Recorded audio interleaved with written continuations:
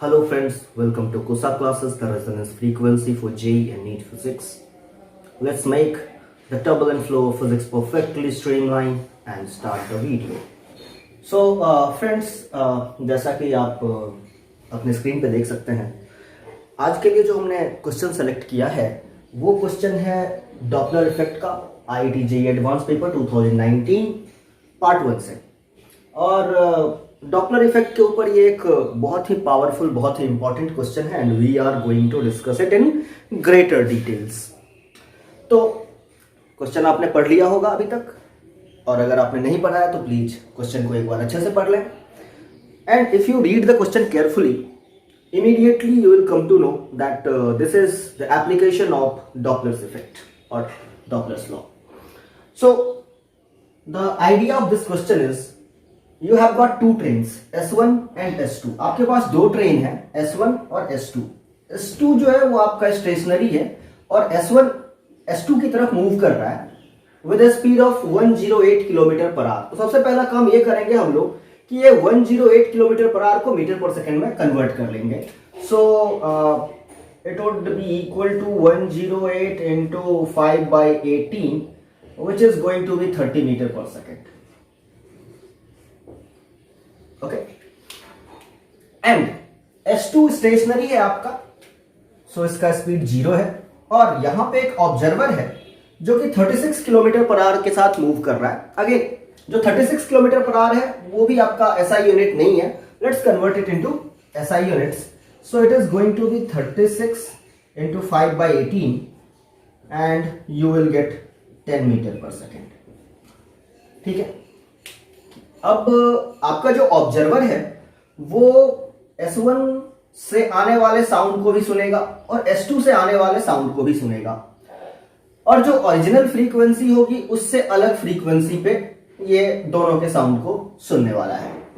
अब सवाल ये आता है कि दोनों के जो अपरेंट फ्रीक्वेंसी हैं उसका जो डिफरेंस होता है that is known as beat frequency.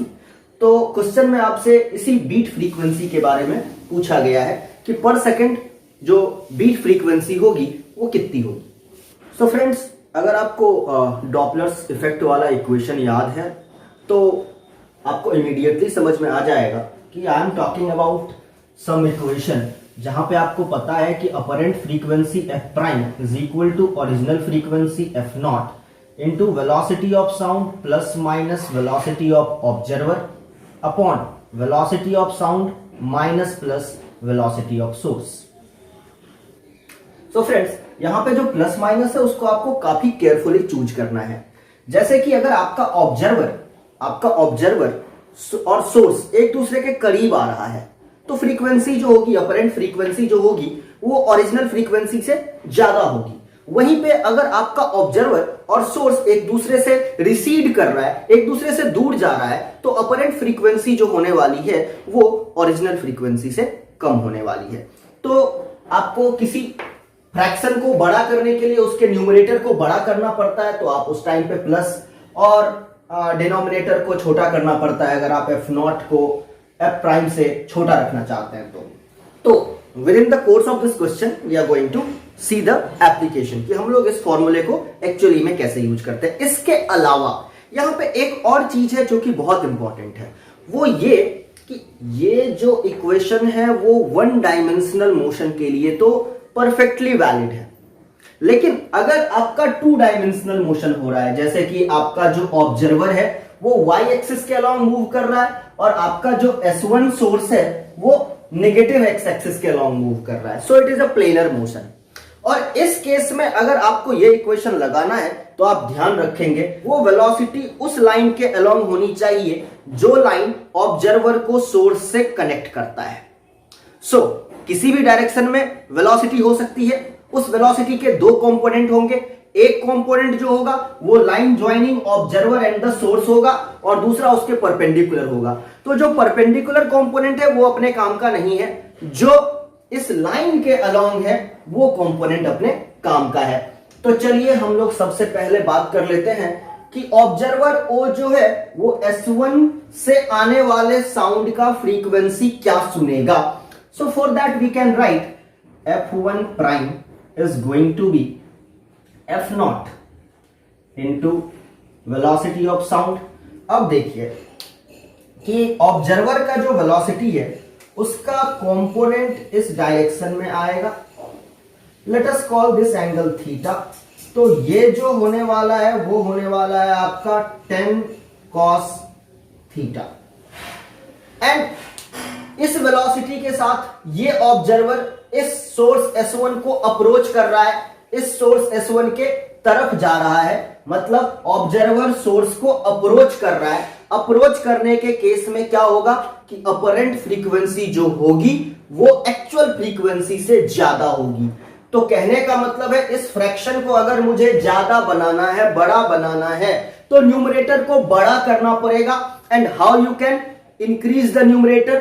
By taking the plus sign between plus and minus. तो आप प्लस साइन को चूज कीजिए यहां पे और आप लिखिए v plus 10 cos theta divided by. अब देखिए कि आपका जो S1 है इसकी वेलोसिटी है 30 मीटर पर सेकेंड, लेकिन वो S1 S2 लाइन के अलोंग है। और आपको कौन सा वेलोसिटी चाहिए? इस वेलोसिटी का जो कंपोनेंट इस लाइन के अलोंग आएगा।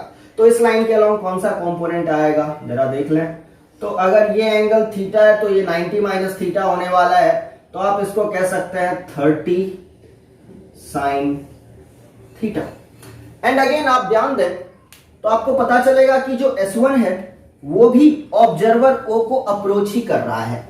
जो S1 है उसकी वेलोसिटी का जो डायरेक्शन आया है वो भी O की तरफ ही आया है, यानी कि आपका जो सोर्स है वो अब ऑब्जर्वर को अप्रोच कर रहा है।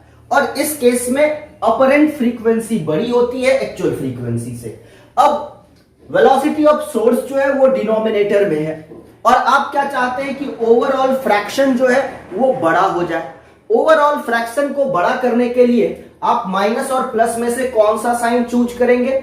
ऑब्वियसली आप चाहते हैं कि आपका डिनोमिनेटर कम रहे, ओवरऑल फ्रैक्शन ज्यादा रहे, इसीलिए आप माइनस साइन सेलेक्ट करेंगे and you will write v minus 30 sign theta. अब अगर वैल्यूज की बात करें तो according to the question the original frequency f nought was 120 hertz. Velocity of sound is 330 meter per second. And obviously you can see here that it is 600 meter, it is 800 meter. So it is 3 into 200, it is 4 into 200. So this side will be 5 into 200, 3, 4, 5 triangle.